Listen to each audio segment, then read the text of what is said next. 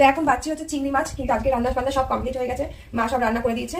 তো এখন চিংড়ি মাছটা বেঁচে রাখছি, আজকে আর রান্না হবে না, কালকে রান্না হবে। এটা আজকে বেঁচে ধুয়ে ঠুয়ে রেখে দেবো।